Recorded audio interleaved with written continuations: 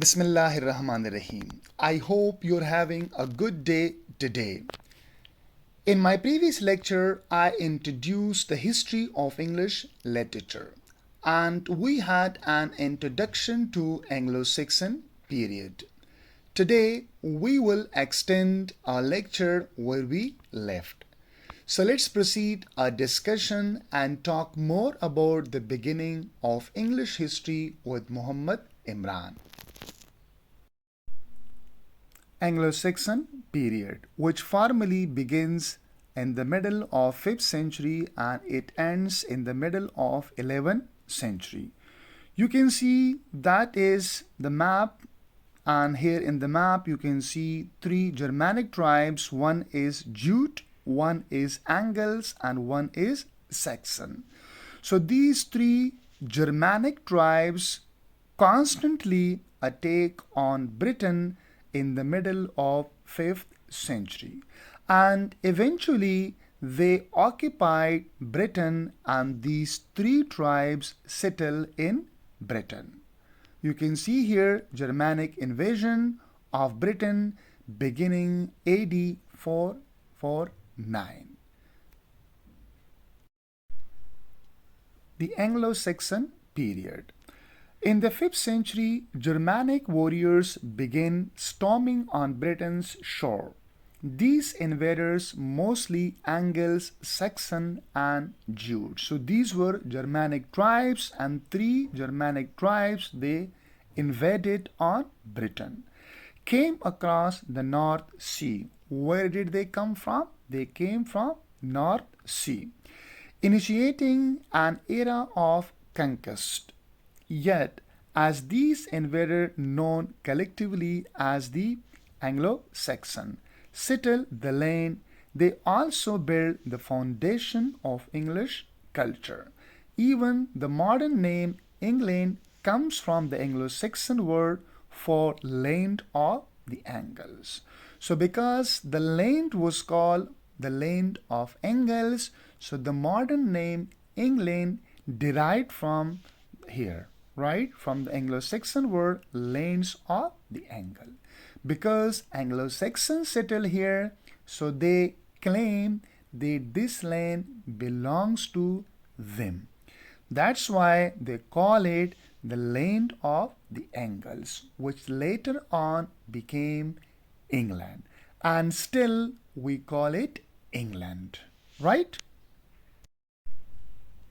Language of Anglo-Saxon. The language of the Anglo-Saxon, now termed Old English, began as a blend of Germanic dialects. So you can see that Old English, it was spoken in the time of Anglo-Saxon period. Similarly, Middle English, it was spoken in the time of Geoffrey Chaucer.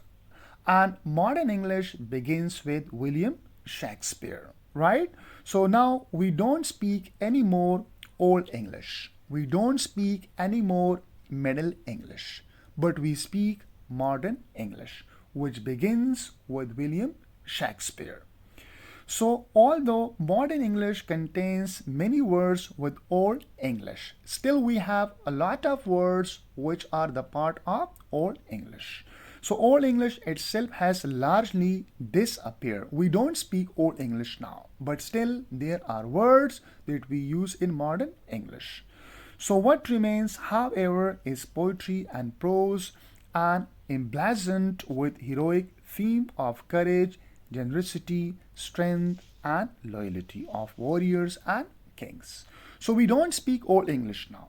What remains in Old English, that is poetry and prose. And in poetry and prose, we study some heroic themes in their poetry and heroic themes of the courage, generosity, strength, loyalty of warriors and the king. So these are the general themes of the literature of the time. We are talking about Old English and Old literature. Before the Anglo-Saxon. So who lived the land where the Anglo-Saxon settled? Let's discuss it. Long before the arrival of the Anglo-Saxon, who were living on the land of Britain. So long before the arrival of the Anglo-Saxon invaders, Britain was settled by its earliest known people, the Celt. Somewhere people pronounce it as Celts, while somewhere people pronounce it as Celts. So it has two pronunciation, Celts or Celts. So before the arrival of the Anglo-Saxon, Celts were the people who were living in Britain, right? The Celts. The Celts has migrated from continental Europe between 800 and 600 BCE. So in around 800 or 600 BCE or somewhere you will find in the history books that they migrated in 5th BCE. But you can say that around 5th, 6th or 7th BCE they migrated to Britain. So one tribe of the Celt was the Britons or Britons, and the another was the Gael, because of the Britons settled mainly on the largest of the British Isles, now England, Scotland and Wales. So that island became known as Great Britain. And the Gaels settled primarily on the smaller island now called Ireland. So three like different tribes were there, or they were in two different groups. One was Britons, right? Britons, and they settled on the island of Britain. While one was Gael, and Gael settled where that was in Ireland, right? Ireland. And another one was Pict, and Pict settled on the island of Scotland. So the large part was occupied by Britain. That's why then later on it was called Great Britain. And then we see that the same land where the Celt settled, it was occupied by the Roman Empire. Okay, and it was Julius Caesar, one of the famous and greatest politician and general of the Roman Empire. He attacked and he captured Britain. And then from 1st AD till you can call it till 5th century, it was the part of the great Roman Empire. Now the arrival of the Romans. In the 1st AD we will see that there will be the arrival of the Romans to the Britain, and Britain would be occupied by the Roman.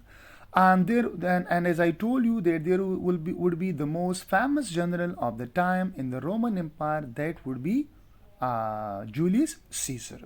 So in AD 43, Romans legions begin an invasion that would lead to the conquest of the lowland Britain. Many Britons were forced northward to what is now Scotland. So these Britons were forced to flee towards Scotland and westward, so what is now Wales. So the Britain, they were pushed back towards Scotland and Wales.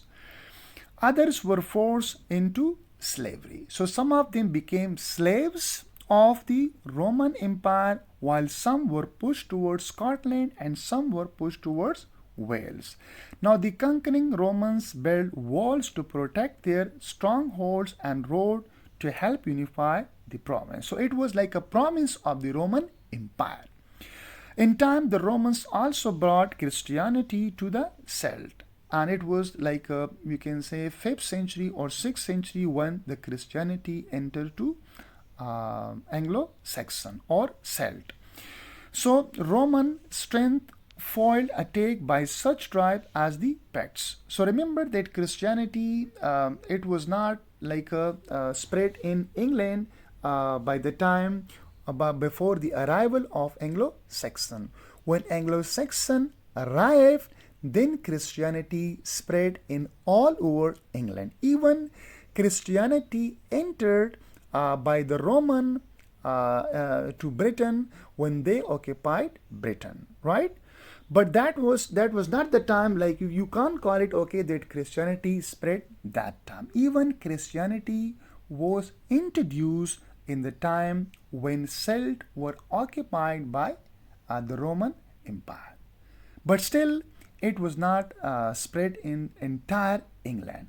In entire England, then the Christianity spread in the middle of the 7th century. So the Scot and the Saxon. However, Rome itself was eventually beset by Germanic invasions, and by the early 5th century, Roman forces had withdrawn from Britain because the Roman Empire was itself crumbling. It was itself on its decline. Anglo Saxon England. After the Roman withdrew from the Britain, so there were constant raids and invasion on the land of Britain. And these invasions were from the Picts, from the Scot, the barbarian of the Picts and Scots. You can see, left on its own, Britain became vulnerable to raids by Picts, Scots and Germanic pirates.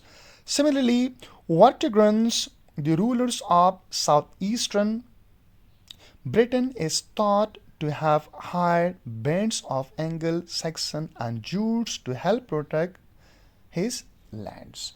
Now, the Celts, they ask or they plea to Anglo Saxon to protect them from the barbarian raids and attacks.